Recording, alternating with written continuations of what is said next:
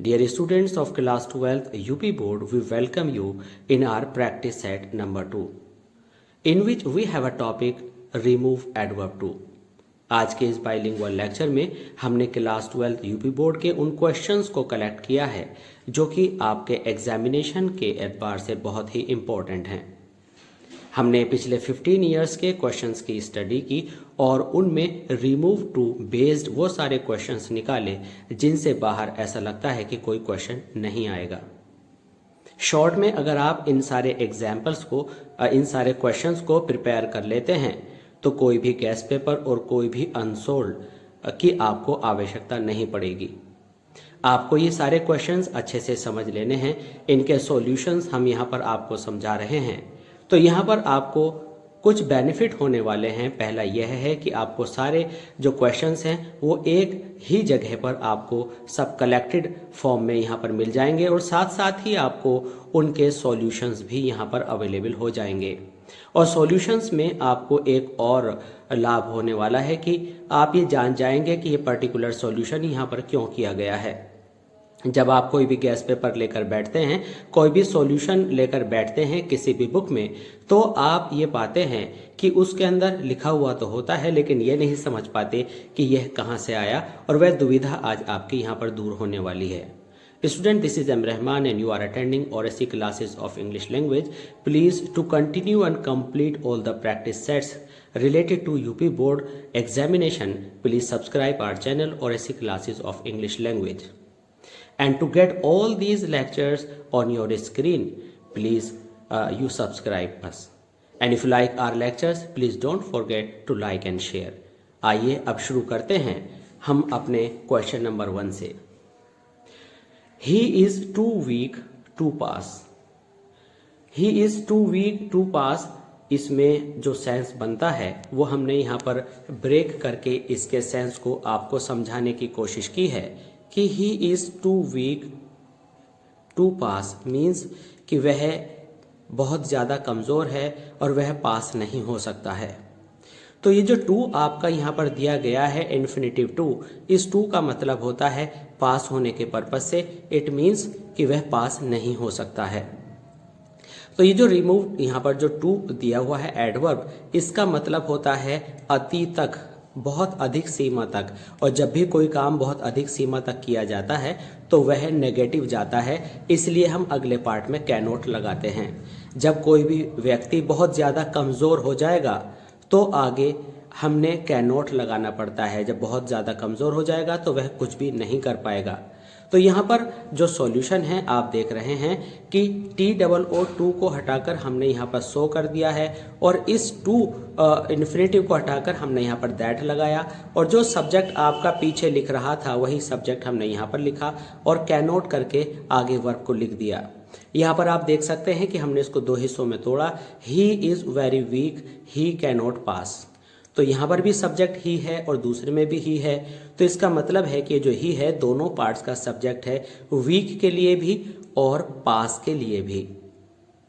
तो जब हम इसको रिमूव टू करते हैं तो हम शुरू में ही इज सो वीक लिखते हैं और यही सब्जेक्ट आप दैट के बाद दोबारा लिखते हैं और फिर कैन नॉट या कुड नॉट पास करके लिख देते हैं वर्ब को, और आगे आप जितना सेंटेंस होता है उतना लिखकर छोड़ देते हैं। अगर आपका फर्स्ट पार्ट प्रेजेंट में है तो आपको कैन नॉट लिखना होता है, अगर पास्ट में है तो कुड नॉट लिखना होता है। ये आपको हर सेंटेंस को पढ़ने के बाद ही पता चलेगा कि आपको कैन नॉट करना है या कुड नॉट करना है। तो ये जो ग्रीन कलर में हमने डिस्प्ले किया है, इस TOO की जगह पर सो है और इस TO2 इन्फिनेटिव की जगह ये सारा that he can not pass है। यहाँ पर आप देखेंगे कि जो हमारा एग्जाम्पल नंबर 2 है, इस एग्जाम्पल नंबर 2 में क्या विशेष बात है। इस एग्जाम्पल नंबर 2 में एग्जाम्पल नंबर 1 की तुलना में विशेष बात यह है कि इसके अंदर फॉर मी एक्स्ट्रा है। जब भी किसी सेंटेंस में आपको for me, for him, for you, for them, for us दे दिया जाए, अर्थात फॉर के बाद आपको ऑब्जेक्टिव केस दे दिया जाए, तो इस ऑब्जेक्टिव केस का आपने सब्जेक्ट बना लेना होता है। उदाहरण के तौर पर अगर आपको मी दिया गया है तो आप आई कर लेंगे, अस दिया गया है तो आप वी कर लेंगे, दैम दिया गया है तो दे कर लेंगे। इसी तरह से आप उसको नॉमिनेटिव केस मीन्स सब्जेक्ट बना लेंगे और पहला पार्ट देख करके कि पास्ट में है तो कुड नॉट करेंगे और अगर प्रेजेंट में है तो कैन नॉट करेंगे। तो अभी हमने पीछे बताया था कि जब दोनों सब्जेक्ट्स कॉमन होते हैं या पहला ही सब्जेक्ट फर्स्ट पार्ट में भी और पहला ही सब्जेक्ट दूसरे पार्ट में भी होता है तो आप एक जैसा कर लेते हैं, लेकिन यहाँ पर हम देख रहे हैं कि बॉक्स भारी है और उठाने वाला मैं हूँ, तो दोनों अलग अलग हैं, तो आपने दोनों ही सब्जेक्ट्स मेंशन करने हैं। तो the box was so heavy that I could not lift it लगाने की कोई आवश्यकता नहीं है। इसके बाद हम अब आते हैं एग्जाम्पल नंबर 3 में, और हमारा जो एग्जाम्पल नंबर 3 है वह कहता है one is never too old to learn.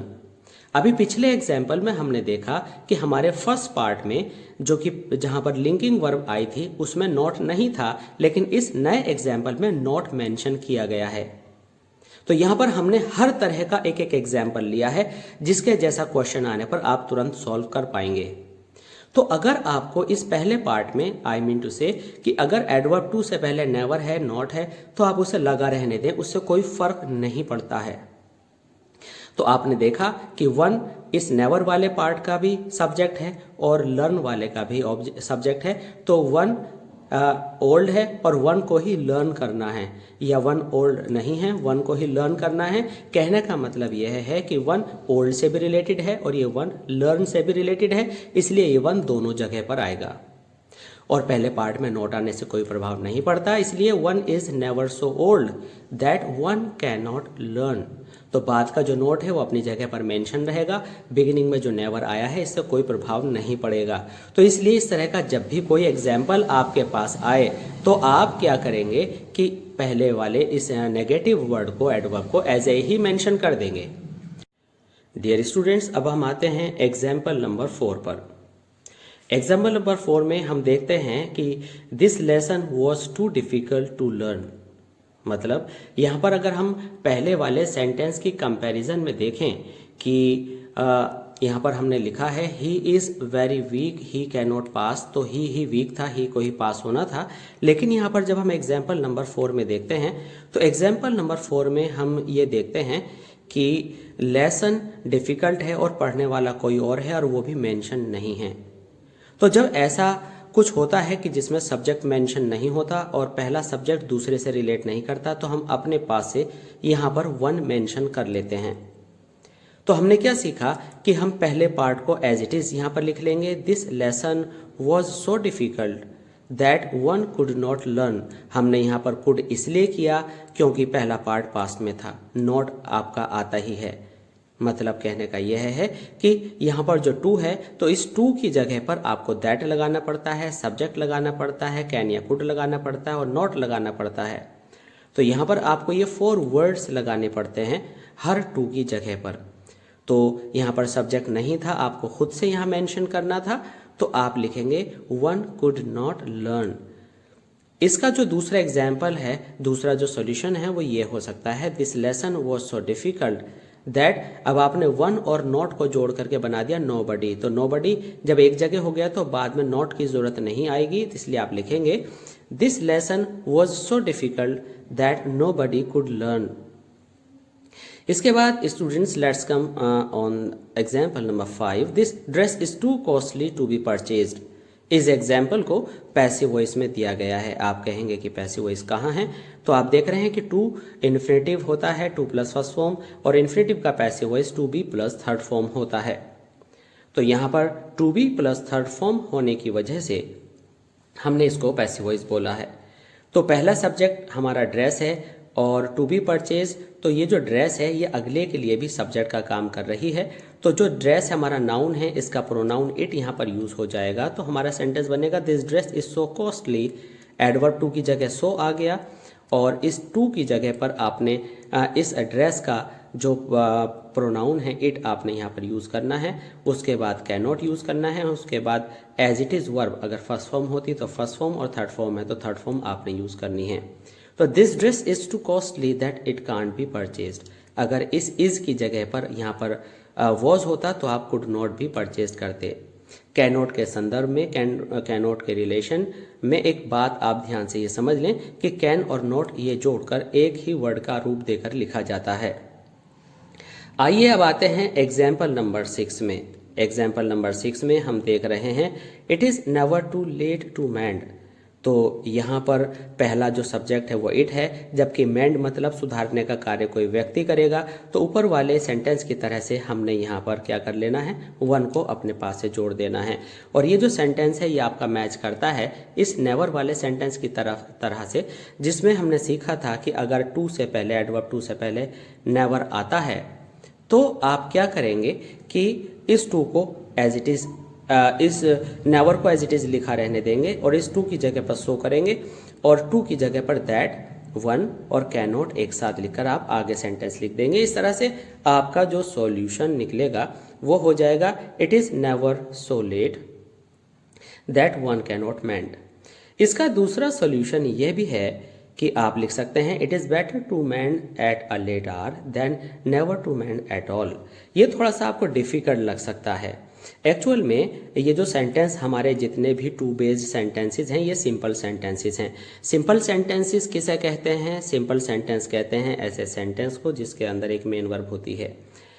यहाँ पर हम ये देख रहे हैं कि जब हम रिमूव टू करते हैं तो इस रिमूव टू को करने पर हमें कॉम्प्लेक्स में सेंटेंस डेवलप करना पड़ता है। तो इस तरह से ये जो हमारी पूरी एक्सरसाइज है जो आज हम इस प्रैक्टिस सेट नंबर 2 में वर्क कर रहे हैं, तो ये एक तरह से आपकी सिंपल से कॉम्प्लेक्स में जो ट्रांसफॉर्मेशन है उसके लिए भी यूज़ की जा सकती है। अर्थात TOO2 वाले सारे सेंटेंस आपके सिंपल हैं और जब आप रिमूव करते हैं और दोनों पार्ट में आपके वर्ब आती है तो ये कॉम्प्लेक्स सेंटेंस भी भी कहलाएगा।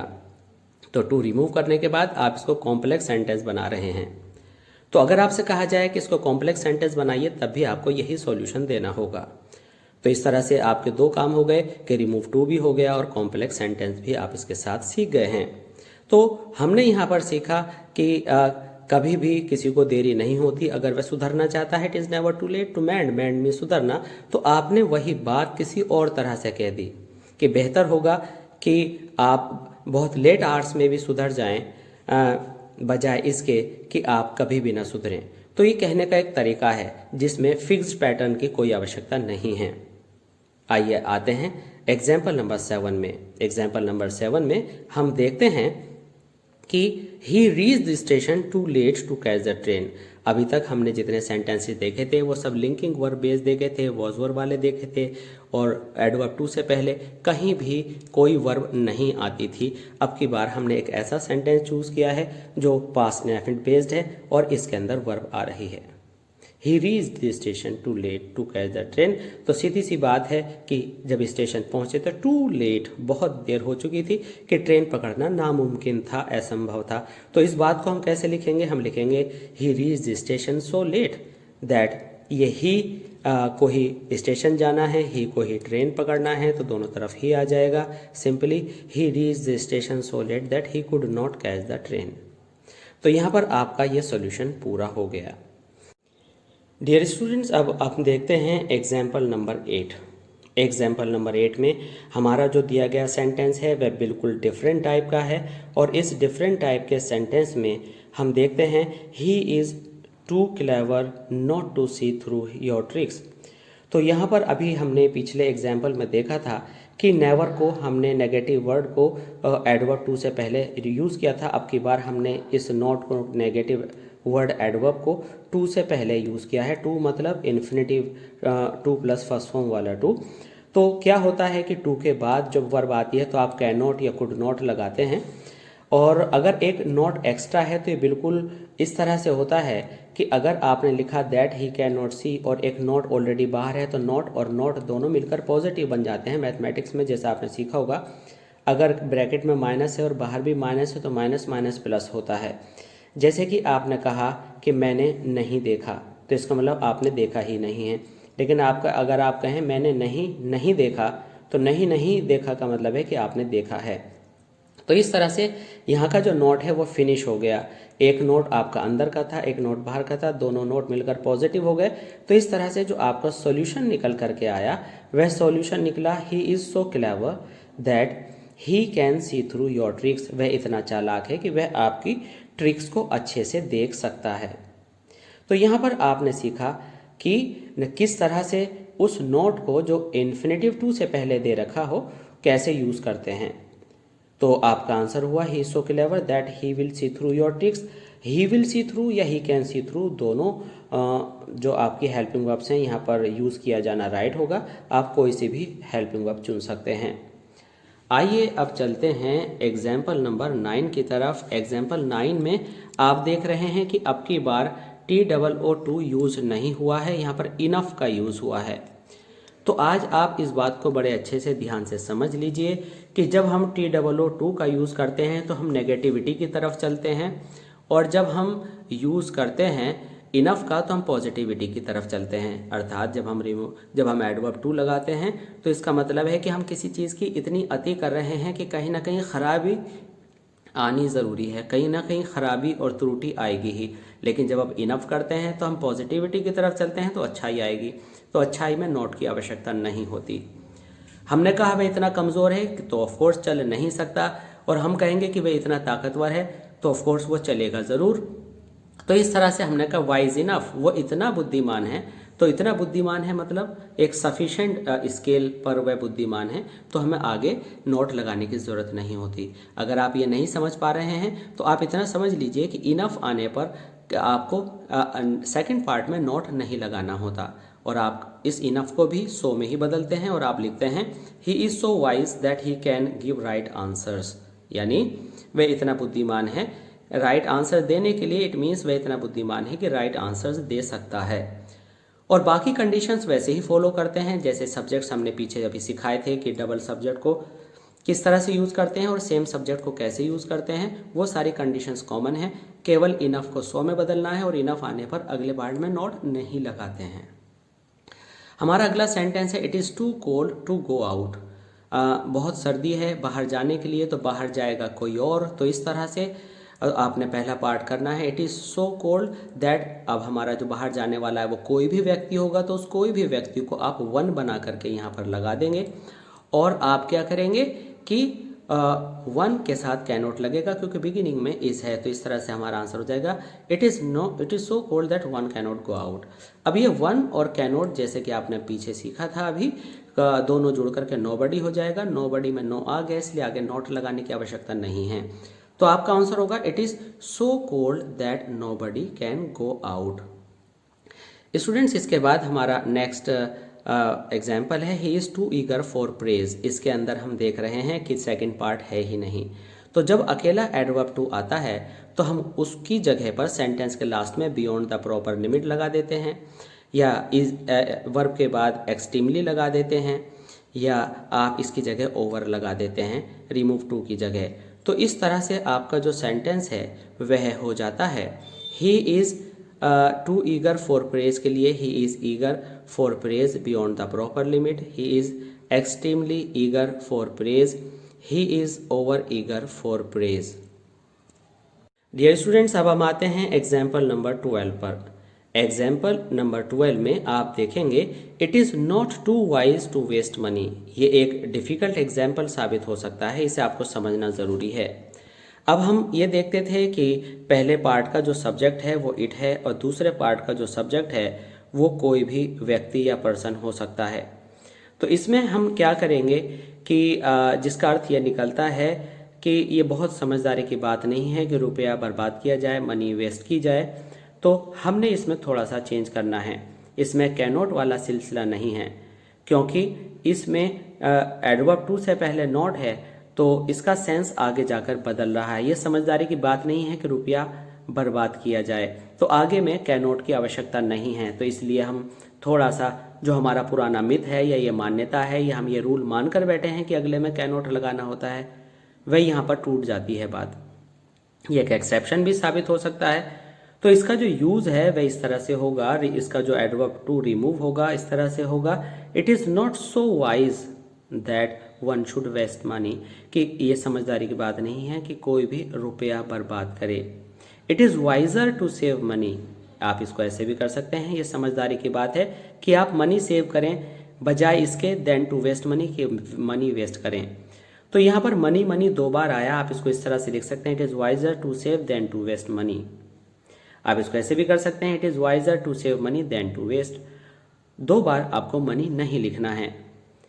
तो आई होप स्टूडेंट्स के जो सारे एग्जाम्पल्स हैं ये बहुत इंपॉर्टेंट रहे हैं और आप इन एग्जाम्पल्स की प्रैक्टिस बहुत अच्छे से एग्जामिनेशन से पहले करें और इन सारे क्वेश्चंस को आप एक नोटबुक में लिख लें और इन्हें जब तक सॉल्व करें जब तक कि सभी क्वेश्चन के आंसर्स आपके राइट आंसर्स नहीं आते हैं और आपके 12 आउट ऑफ 12 मार्क्स नहीं आ जाते हैं। जब आप ये तैयार आप कर चुके हों और आपके फुल मार्क्स आने लगें तो आप प्रैक्टिस सेट नंबर 3 शुरू कर दीजिएगा। वेट करते रहिए, देखते हैं प्रैक्टिस सेट नंबर 3 किस टॉपिक को लेकर के आता है, क्योंकि हम वचनबद्ध हैं कि हम यूपी बोर्ड के अंदर आने वाले सभी क्वेश्चंस को टॉपिक वाइज कलेक्ट करेंगे और आपके लिए इजी करके एक वीडियो में आपको भेजते रहेंगे। तो इस तरह से प्लीज़ आप देखते रहिए और ऐसी क्लासेस ऑफ इंग्लिश लैंग्वेज और इसी तरह से English first, English second, literature और ग्रामर के सॉल्यूशंस टॉपिक वाइज आपको प्राप्त होते रहेंगे, बशर्ते कि आप हमारे चैनल और ऐसी क्लासेस ऑफ इंग्लिश लैंग्वेज को सब्सक्राइब कर लें। हमारे ये लेक्चर्स आपके लिए बहुत निश्चित रूप से हेल्पफुल साबित होंगे। आपको हमारे लेक्चर्स अच्छे लगें तो प्लीज़ लाइक एंड शेयर ज़रूर कीजिएगा। धन्यवाद।